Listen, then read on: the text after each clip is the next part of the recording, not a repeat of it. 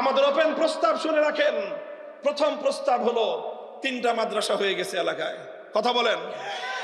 7 মসজিদের সাথে জামিয়া রহমানিয়া আরাবিয়া, আপনাদের এই বসিলায় বিশাল 10 তলা ভবন হয়েছে, বিশাল মাদ্রাসা জামিয়াতুল আবরার রহমানিয়া মাদ্রাসা। 40 ফিটের মাথায় হয়ে গেছে জামিয়া রহমানিয়া আজিজিয়া। কথা বলেন ঠিক না বেঠিক?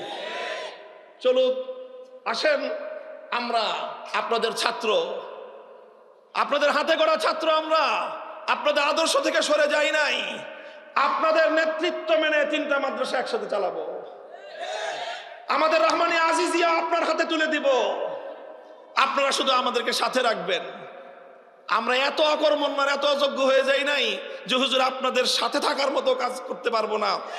এত অযোগ্য এই জাতি আমাদেরকে মনে করে না, আর আমরাও মনে করি না। আমরা মনে করি অন্তত আপনাদের শিষ্য হিসেবে, আপনাদের সহকারী হিসেবে কাজ করার মতো যোগ্যতা অন্তত আছে আমাদের। কথা বলেন ঠিক না বেঠিক? মাহফুজ সাহেবের মতো মানুষ গোটা বাংলাদেশের সমস্ত আলেম ওলামারা মিলে বাংলাদেশের আলেমদের নাভির উপর বসিয়ে দিয়ে বেফাকুল মাদারিসের মহাসচিব বানায় দিয়ে গোটা বাংলাদেশ তার নেতৃত্বে পরিচালিত হচ্ছে। আপনাদেরই তো ছাত্র, আপনাদেরই তো অহংকার। এরকম মাহফুজ সাহেবের মতো একজন মানুষকে আপনি আপনার নায়েবে মুহতামিম পাবেন।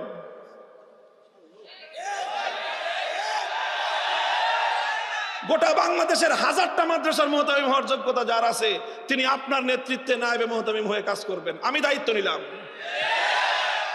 এটা 1 নম্বর প্রস্তাব। আসেন 3টা মাদ্রাসা আপনাদের নেতৃত্বে, আপনাদের সন্তান হিসেবে, ছাত্র হিসেবে একসাথে চালাই।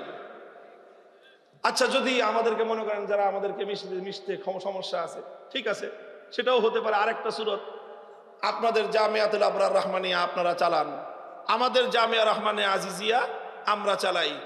যেটা নিয়ে সমস্যা হয়েছিল জামিয়া রহমানিয়া আরাবিয়া, ওটাকে আমরা একসাথে চালাই। যেইভাবে চালাইতে চান ওইভাবেই চলবে। যদি বলেন যে রাজনীতি চলবে না, ঠিক আছে, রাজনীতি চলবে না, যান। আমরা আমাদের রাজনৈতিক এজেন্ডা আমাদের জামিয়া রহমানিয়া আজিজিয়া বাস্তবায়ন করব।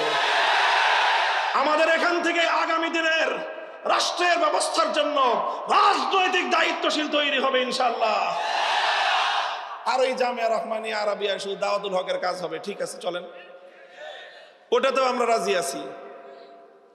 বুঝতে পারছেন? 2 নম্বর প্রস্তাব, আবরার রহমানিয়া হুজুররা চালাবেন, রহমানিয়া আজিজিয়া আমরা চালাবো, আর জামিয়া রহমানিয়া আরাবিয়া একসাথে চালাবো। ওই একসাথে চালানো নেতৃত্ব থাকবে হুজুরদের হাতে, ওনারাই মুহতামিম থাকবেন। আমাদের মাহফুজ সাহেব হুজুর শুধু ওনার সহযোগী থাকবেন। আমারে রাখতে মনে চাইলে রাখেন, আর আমারে যদি বলেন যে না ও থাকতে পারবে না, তাও সই, যান।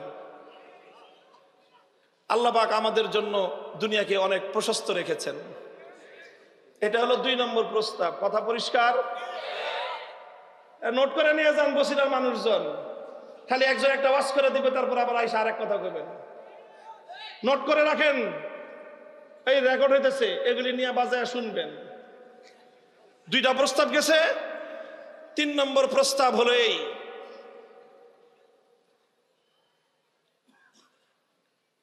তিন নম্বর প্রস্তাব যে জামিয়াতুল আবরার রহমানিয়া আপনারা চালাবেন, রহমানিয়া আজিজিয়া আমরা চালাবো। আর জামিয়া রহমানিয়া আরাবিয়া যদি আপনারা আপনাদের সাথে আমাদেরকে নেওয়ার মতো কোনো যোগ্য মনে না করেন, তাহলে এক কাজ করেন, আসেন আপনারাও জামিয়া রহমানিয়া আরাবিয়ার হকদার। আমরা মনে করি শাইখুল হাদিস রহমতুল্লাহ আলাইহি তিনিও একজন হকদার। তাহলে আসেন একটা সিদ্ধান্ত করি, অর্ধেক অর্ধেক জামিয়া রহমানিয়া। আপনারা অর্ধেক নিবেন, আমরা অর্ধেক নিব। এখন অর্ধেক অর্ধেক কেমনে? একটা মাদ্রাসার আবার অর্ধেক অর্ধেক করে কেমনে? অর্ধেক অর্ধেক আপনারা যেমনি খুশি ওইমনি আমরা রাজি। আর আমাদেরকে যদি জিজ্ঞাসা করেন, তাহলে আমাদের ফর্মুলা হলো যে কোনো এক পক্ষ ওই জামিয়া রহমানিয়া আরাবিয়ার যে ভবন আছে, ওই যা মাদ্রাসা আছে সব কিছু যে কোনো আপনারা নিতে চাইলে আপনারা, আমাদেরকে দিতে চাইলে আমরা, বিনিময়ে রহমানিয়া মাদ্রাসার 16 কাঠা জমিন, 5 তলা ভবন, এটার বর্তমান মার্কেট ভ্যালু যা আসে সেই মার্কেট ভ্যালুর 60% অপর পক্ষকে মাদ্রাসা করার জন্য, ভবন করার জন্য দিয়ে দিবেন। যদি আপনারা এই প্রস্তাব গ্রহণ করেন, নিয়ে নেন, আমাদেরকে 60% দিয়ে বসিলার এই 60 ফিটের মাথায় আমাদেরকে ভবন করে দেন। আর যদি আমাদেরকে দেন, আমরা জামিয়া রহমানিয়ার ভবন এর জমির যা মূল্য হয় সেই মূল্যের 60% দিয়ে আপনাদের আবরার রহমানিয়ায় যদি আরো জায়গা থাকে, ওখানে জায়গা না থাকলে জায়গা কিনে যেখানে আপনার পছন্দ হয় সেখানে বিল্ডিং করে দিব। 3 নম্বর প্রস্তাব এটা। আর 4 নম্বর প্রস্তাবটা শুনলে আপনারাও হাসবেন, বলবেন যে এত সহজ প্রস্তাব বুঝি মানুষ গ্রহণ করতে ইতস্তত বোধ করে। আপনারাই জামিয়া রহমানিয়া চালাবেন, শুধু সৎ সাহসের সাথে একটা কথা মেনে নেবেন, জামিয়া রহমানিয়া আরাবিয়া শাইখুল হাদিস আল্লামা আজিজুল হক রহমতুল্লাহ আলাইহি এটার প্রতিষ্ঠাতা। আমার পরিষ্কার মনে আছে 1993 সালে যখন লং মার্চ হলো শাইখুল হাদিস সাহেবের নেতৃত্বে। 1992 সালের 6 ডিসেম্বর বাবরি মসজিদ শহীদ হলো। 1994 সালের 2রা ডিসেম্বর ঢাকার বাইতুল মোকাররম থেকে লং মার্চের কাফেলা যাত্রা শুরু করলো। সেই কাফেলার নেতৃত্ব দিলেন শাইখুল হাদিস আল্লামা আজিজুল হক রহমতুল্লাহ আলাইহি। ওনার নেতৃত্বে আমরাও ছিলাম, এবং আমরা ছিলাম মুফতি মনসুরুল হক সাহেব হুজুরের নেতৃত্ব সহ। হুজুর আপনিও তো ছিলেন, পল্টন থেকে একেবারে সেই যশোর পর্যন্ত ছিলেন আপনি, আমার মনে আছে।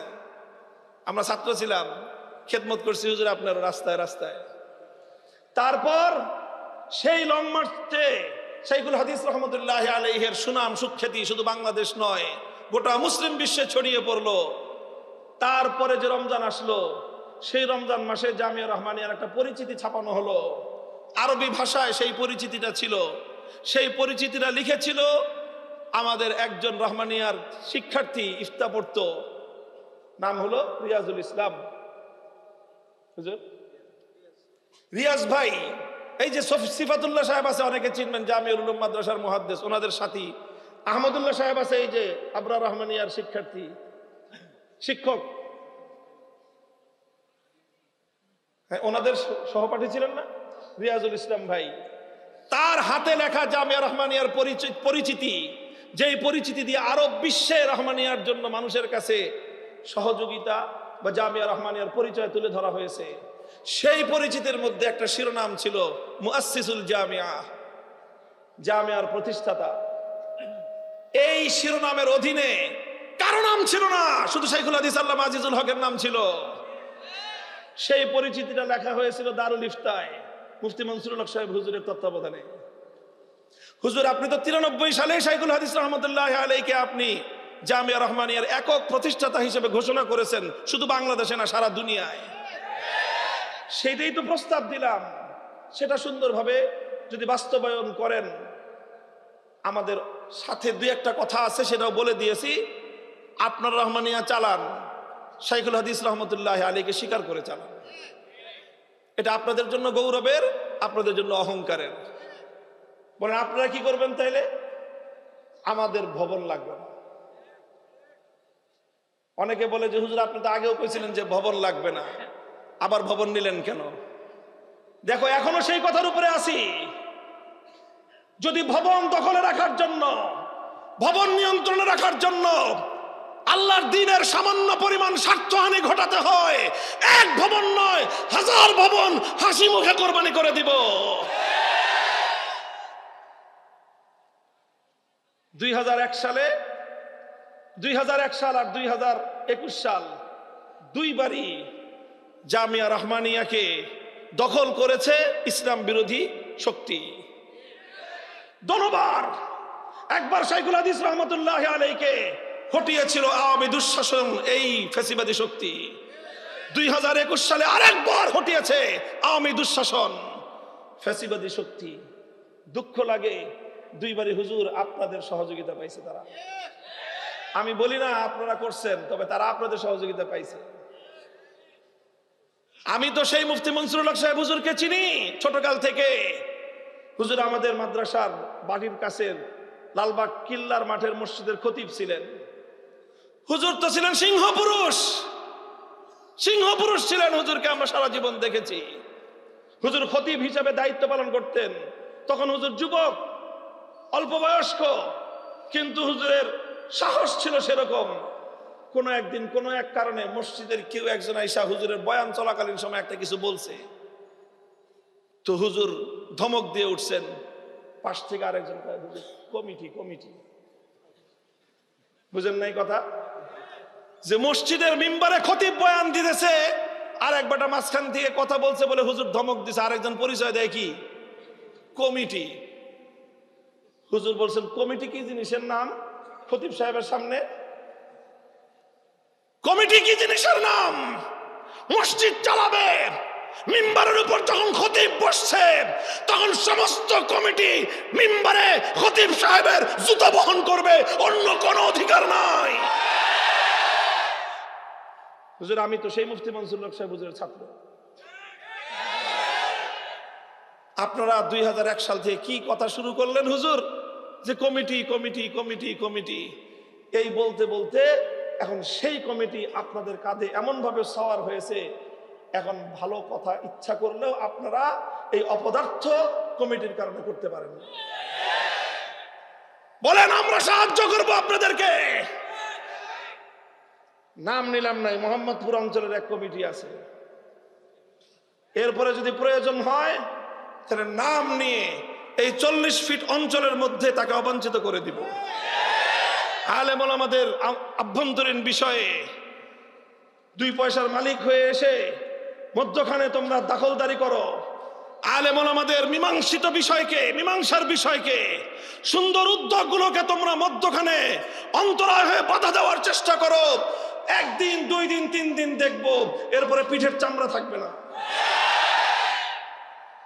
কথাগুলো বললাম, যাদেরকে বললাম ভালো করে শুনে রেখেন। আমরা আমাদের ওস্তাদদের জন্য, ওস্তাদদের সম্মান রক্ষার্থে সব কিছু করতে প্রস্তুত। আলহামদুলিল্লাহ এই কথা রেকর্ড হয়েছে, মুসিরাবাসী শুনেছে, হাজার হাজার মানুষ। কথা থাকলো, এরপরেও যদি মীমাংসা না হয়, এরপরেও যদি সমাধান না হয়, তাহলে আমাদের আর দুঃখের কোনো অন্ত নাই। এর চেয়ে তো আর কোনো প্রস্তাব দেওয়ার সুযোগ আর নাই। আল্লাহ পাক রব্বুল আলামিন বুঝবার তৌফিক দান করেন। আল্লাহ পাক রব্বুল আলামিন আমাদের 2 বুজুর্গ শাইখুল হাদিস আল্লামা আজিজুল হক রহমতুল্লাহ আলাইহি, হযরত মাওলানা আব্দুল মালিক রহমতুল্লাহ আলাইহি, ওনারা যেই চেতনার উপর আমাদেরকে রেখে গেছেন, আমরা মনে করি এটাই ইসলামের পূর্ণাঙ্গ চেতনা। কাজেই আমাদের জামিয়া রহমানিয়া আজিজিয়া এই চেতনার উপরেই চলবে। জামিয়া রহমানিয়া আরাবিয়া যতদিন আমাদের কাছে থাকবে ততদিন আমরা এই চেতনার উপরেই চালাবো। আমরা আল্লাহর দ্বীনের জন্য সবার সঙ্গে টক্কর দিতে প্রস্তুত আছি, সব ত্যাগ এবং কোরবানি করতেও প্রস্তুত আছি। বিল্ডিং এর মায়া আমাদের নাই। আল্লাহর দ্বীনের জন্য অনেক বিল্ডিং এর চেয়ে আরো বড় কিছু ছাড় আমরা অতীতে দিয়ে এসেছি। আমরা ভাস্কর্যের পক্ষে ইনায় বিনায় কোনো ফতোয়া দেই নাই। ভাস্কর্যের পক্ষে কোনো কথা আমাদের মুখ দিয়ে উচ্চারণ করাতে পারে নাই। আলহামদুলিল্লাহ, এটাকেই আমি আমার জীবনের সবচেয়ে বড় অর্জন মনে করি। এটাকেই আমি আমার কিয়ামতের দিনের নাজাতের জরিয়া মনে করি।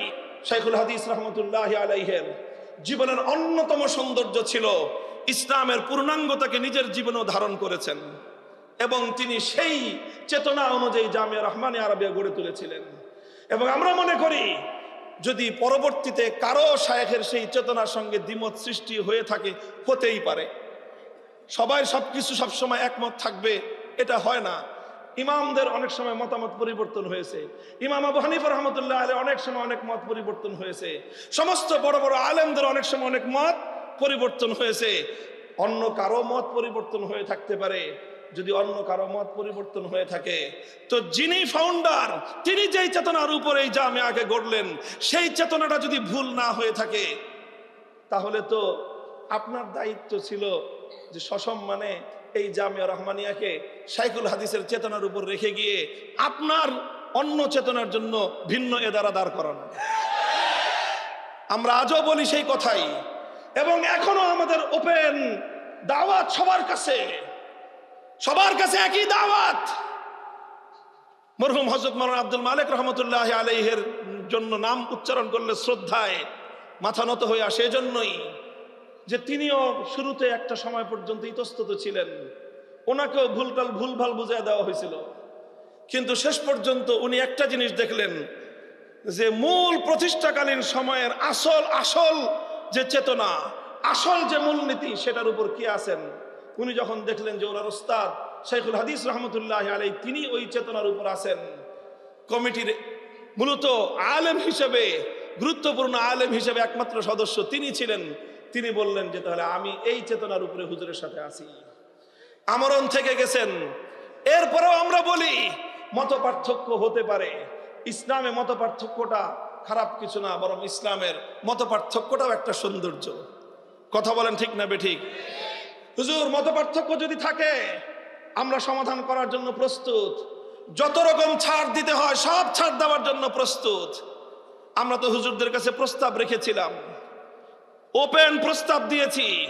অনেকে জানেন না, মনে করেন যে আমাদের কারণে বুঝি সমস্যার সমাধান হচ্ছে না, আমাদের কারণে বুঝি আপোষ মীমাংসা হচ্ছে না। না, শুনে যান বছিলাবাসী, যে কারো মনে চায় যে কোনো একজন বছিলার সাধারণ মানুষ উদ্যোগ গ্রহণ করেন, আমরা আপনার ডাকে সাড়া দেব ইনশাআল্লাহ।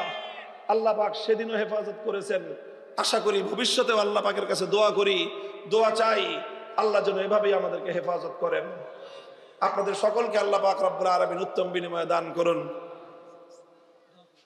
সুবহানাল্লাহি ওয়া বিহামদিহি সুবহানাল্লাহিল আযীম। আল্লাহুম্মা সাল্লি আলা মুহাম্মদ ওয়া আলা আলি মুহাম্মদ কামা সাল্লাইতা আলা ইব্রাহিম ওয়া আলা আলি ইব্রাহিম ইন্নাকা হামিদুম মাজিদ। ইয়া হাইয়্যু ইয়া কাইয়্যুম বিরহমাতিকা নাস্তাগীস আসলিহ লানা শা'নানা কুল্লাহ ওয়া লা তাকিলনা ইলা আনফুসিনা তারফাতা আইন। اللهم إنا نسألك فعل الخيرات وترك المنكرات وحب المساكين وأن تغفر لنا وترحمنا وإذا أردت فتنة في قوم فتوفنا غير مفتونين। إله العالمين رب العالمين আমাদের জিন্দেগীর সমস্ত গুনাহ খাতাগুলি মাফ করে দিন, সমস্ত নেক আমলগুলোকে আল্লাহ আপনি কবুল এবং মঞ্জুর ফরমান। আয় আল্লাহ, আমাদের পূর্বসূরীদেরকে আপনি মাফ করে দিন। আয় আল্লাহ, বিশেষ করে আজ যেই দুই মহান বুজুর্গের স্মরণে এই মাহফিল অনুষ্ঠিত হলো, আয় আল্লাহ, শাইখুল হাদিস আল্লামা আজিজুল হক রহমতুল্লাহ আলাইহি, মরহুম হযরত মাওলানা আব্দুল মালিক রহমতুল্লাহ আলাইহি, আয় আল্লাহ, আপনার এই বান্দাদের জিন্দগির সমস্ত খিদমাতগুলোকে আপনি কবুল ফরমান। মানুষ হিসাবে ভুল ত্রুটি হয়ে থাকলে মাফ করে দিন। আয় আল্লাহ, তাদের রেখে যাওয়া উত্তম আদর্শের পথে আমাদেরকে পরিচালিত করুন, অনুসরণ করার তৌফিক ইনায়াত ফরমান। ইলাহুল আলামিন রব্বুল আলামিন, যিনি কাজগুলোতে যতটুকু বিশৃঙ্খলা মতানৈক্য রয়েছে